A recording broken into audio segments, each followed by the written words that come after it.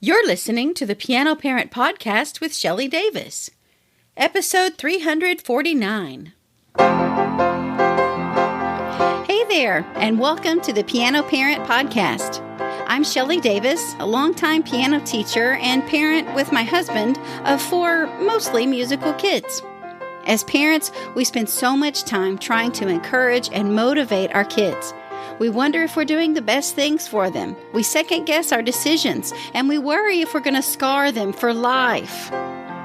While you focus on encouraging your kids, I'm here to reassure and inspire you. I'll be here every week with practice tips, inspirational teacher interviews, and musical topics to help you impress your kids with your musical knowledge. Parenting is not for the faint of heart, but it's much easier with support, and you have come to the right place. Good morning, piano parents. Thank you so much for tuning into the podcast today. When my kids were growing up, if somebody had an accident or somebody accidentally pushed somebody else, or they cried, or a toy got broken because someone wasn't being careful with it, one of whoever the guilty party was would usually say something like, "Well, I didn't mean to. Your brother's nose is bleeding, and it's because you pushed him. I didn't mean to make his nose bleed." And my response was, "Well, you didn't mean not to. You pushed your brother. That was not the right thing to do. He hit his nose. Now it's bleeding. And okay, you didn't mean for it to go that far, but you certainly weren't careful and cautious so that there was no possibility of it happening at all." I wanted to teach my kids to be more careful, to be thoughtful, to think about what the consequences might be. If I do this action and then the next thing happens, and then how much trouble am I going to get in? How much is my brother going to get hurt? So I've been kind of thinking over that scenario, and also thinking about the idea of the phrase, you set them up for success. I've done everything I could to set my child up for success. I found them the right piano teacher. I've got them an excellent piano that's tuned. I pay for lessons. I take them to lessons. I've done everything to set them up for success. But then somehow something still doesn't go according to plan. Just because you do everything right and quote-unquote set your piano kid up for success doesn't mean that when things get tough, they're not going to be able to be resilient and get through those challenges. How can you set them up not to fail? I've been kind of thinking about that not to fail turn of phrase, and I was reminded of the word fail-proof. And I looked up a couple of different definitions. I'm not a fan of the first definition, and it is done, made, or planned so well that nothing can go wrong. I would argue if there are any other variables besides myself, and actually sometimes even my own frame of mind is another variable, then I don't know that I can have something that is fail-proof. Because something, whether it goes wrong exactly, it's still likely not to go according to plan. So I prefer, especially in this context today, I prefer this definition of fail-proof, and that is so simple, plain, or reliable as to leave no opportunity for error, misuse, or failure. Today I want to talk about the idea of not only setting up our piano kids for success, but also being prepared and thinking about the next step of how we can help them not fail, how we can make their practice schedule, their piano lessons, their piano journey so simple, plain, and specifically reliable that it leaves less opportunity for them to get off track or feel like they can't do it, that they are not musicians. I tried and I failed, and that I just didn't get that gene. I can't tell you how many people have told me, "Oh, well, I'm just not musical." Whether or not they tried, I disagree. I think everyone can be musical. The other thing about this is and Tracy Selly talked about this on her interview, and I'll link that in the show notes for you. But she talked about how important it is for you to help your child work through any kind of challenges and continue on their piano lesson journey, because if you let them quit too soon, or if you make them quit too soon, they're going to internalize that failure. And it's not going to be, oh, I tried piano and it didn't work for me. It's going to be, I tried piano, I'm not musical. I'm a failure. And we don't want that for our piano kids. I'm also reminded of a quote from James Clear that I follow him on Facebook and I get his newsletter, and he's such a wonderful motivator, and also he's able to be really succinct. I'm fixing to give you a quote about him being succinct, but it's taken me forever to share the quote with you. Oh, well, he is great about being succinct and putting a big thought into a small, compact little catchphrase. He's the author of Atomic Habits, and I really enjoy reading that book and hearing what he has to say. But he says goals are for people who care about winning once. Systems are for people who care about winning repeatedly. And I would say that's the business that we are in, Piano Parent. We are trying to set up systems and put procedures in place so that our kids can win repeatedly, even if they have a challenge or if things don't go according to plan. So I don't like that first definition of fail-proof, but we can set up systems so that they can build a history of winning, rather than building a history of stumbling and falling and struggling. So I've just got a couple of ideas for you to kind of mull over. And as always, I would love your feedback. If you have another suggestion, something else that you would like to contribute beyond what I'm about to say, please email me at Shelley@pianoparentpodcast.com. Or if you follow me on Instagram at Piano Parent Podcast, then you can direct message me there. I love to get direct messages from listeners and piano parents and all of the things. So one way that you can set your piano kid up for success, but actually set them up not to fail, almost help them to be fail-proof, is first of all to monitor their schedule.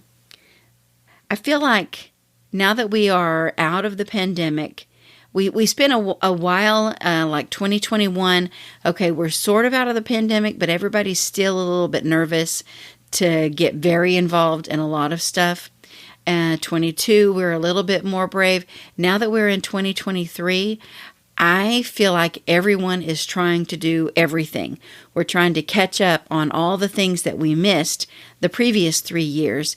And so there are a lot of opportunities for your piano kid, a lot of great opportunities for your piano kid.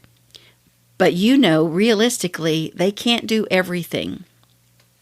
When I was scheduling piano lessons for this fall semester, I sent out a registration form and I give my families the opportunity to pick their 2 best spots. This would be my preferred day and my preferred lesson time. If that won't work, then here's a second spot that might work out well for me. And I had some families that they put in a time, but then they also sent me a message that really this preferred time is the only time. It's not just my preferred lesson day and time. Every other day is booked solid. And if you don't have, if you can't see us at 4:30 on Tuesdays, then we can't do piano lessons any other day. And I want to accommodate people, and I appreciate them making a lot of opportunities for their kids. But as a piano teacher, I'm thinking, if this is the only day you can even come to a piano lesson, when are you going to schedule time to practice and spend time at your piano at home? So if your piano kid is so overbooked with their schedule, you are not setting them up for success. You are setting them up to fail. They're going to be either so busy that they're never at home, or they're catching up on homework because they didn't get to do their homework when they had soccer practice, or they're so tired when they do get home. Sometimes it's nice just to not do anything, just to let your brain rest for a little bit. So if you're extremely busy and you're realizing, we don't even have time to excel in the things that we're doing. We're just doing so many of the things. What is that? A jack of all trades, but master of none? We don't want that for our piano kids, and we don't want that to be the lifestyle that they learn so that they grow up to be busy adults who don't know how to just be. Another thing, as far as trying to set up some simple, plain, and reliable systems to help your child be fail-proof, is to put you, dear parent, in the driver's seat when it comes to practice. You're already in the driver's seat when it comes to getting your piano kid to their lesson. You're driving them to the location, but you also, in the days between lessons, you also need to be the driver to make sure they get to the piano to practice. Hopefully you're already working on their schedule and trying to streamline and pick the primo opportunities that they participate in, not something every single night. But then you're also monitoring their schedule at home, and you have set in a specific time. Okay, it's 5 o'clock. It's time to practice. Every weekday, Monday through Friday, 5 o'clock, we spend some time at the piano to practice. And when you do that, not every practice has to be life-changing, paradigm-altering. It doesn't have to be a masterpiece practice. They're just spending some time at the piano. Some of those practice sessions may just be bare minimum. They might make it through their assigned pieces one time. The next day when they practice, maybe they'll have a little bit of a better session and they'll remember the mistakes they corrected yesterday, and they'll have a more productive time at the piano. The more times you get them to the piano to practice, the more opportunities they have to succeed. If you leave it to your piano kid to remind themselves to practice or to motivate themselves to get to the piano, more likely than not, it's not going to happen because they haven't developed that internal system to make themselves do those responsible things to do. It breaks piano teachers' hearts when they get that phone call from a piano parent. Well, we signed up for piano lessons, but little Susie, she just won't get to the piano to practice. She just won't do it. She's not interested, so we're going to stop lessons. How do you know she's not interested if you're not the one that has been reminding her to practice? Do you remind her to put her dirty clothes in the hamper? Do you remind her to take a bath or go to bed when it's bedtime? She likely doesn't want to do that either, but you know that's good for her. So before you say, we tried it and she's not interested, make sure you're doing everything you can. You're setting up that simple, plain, and reliable system to make sure that they get to the piano regularly so then they can have a successful piano lesson. Can you imagine the difference it feels, the difference in their own internal feelings when they show up to their piano lesson having practiced their music and they can show their piano teacher, this is what I can play now, versus when they show up to their piano lesson and they're already trying to figure out the excuses. Well, I didn't get to play today or this week because I had a birthday party on Saturday. Your piano teacher's thinking there are a lot of more days besides just Saturday. That must have been one party if it took you all week to recover from it. Give your child that great feeling of being prepared for their lesson because you helped them do their regular practice on the days between lessons. And then the last thing that I'll share today, I'm sure you have lots of other ways that you can think of setting up a fail-proof plan for your piano kid, a system that helps them to have repeated wins, not just a one-time goal that we're aiming for to end this race and we have one win. You want them to have lots of wins, and that is to actually call attention to those wins and celebrate them.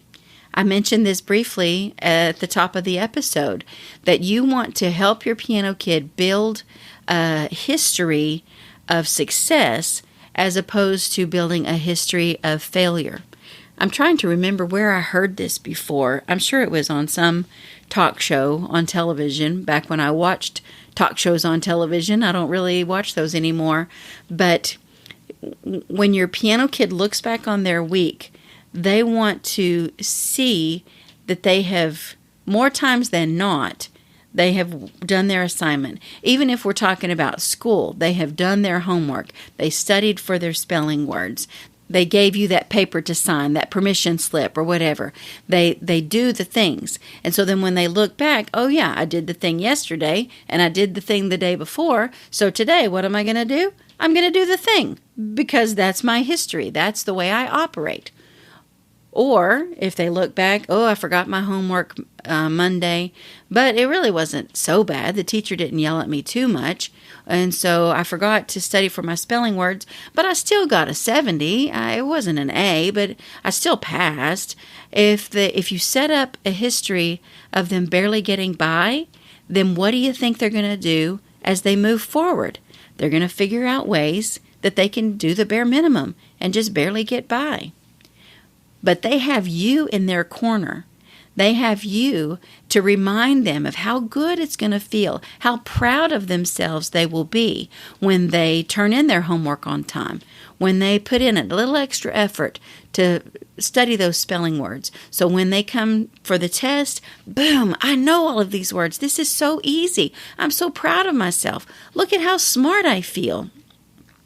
And of course, the same thing is true for piano lessons. When you help them get to the piano, get their regular practice, they are going to feel so proud. They're going to think they did it. You and I know that it's you. So I'm giving you a virtual high five right now. You and I know that you're the one that made that success happen. But how much more proud do you feel watching your child feel successful? That's the beautiful thing of being a parent. We get to experience all the wonders of life fresh through their eyes. We've seen butterflies fluttering around a flower bed before, but when we see it through the eyes of our 3-year-old, oh my goodness, we get to enjoy that wonder all over again. My kids will experience the same thing, but they, of course, have a different perspective. And when they vocalize that perspective, well, now I'm doubly awed. I was enjoying it from what I perceived, but then to recognize what they saw, I get to, first of all, recognize their perspective, but then also appreciate my child has this different, beautiful perspective. They see the world so much differently than I do, and I get to be a part of that. So as we wrap up this episode and as you gear up to help your piano kid this coming week, we don't want to stop with setting them up for success. We put all these things together, so now the ball's in your court.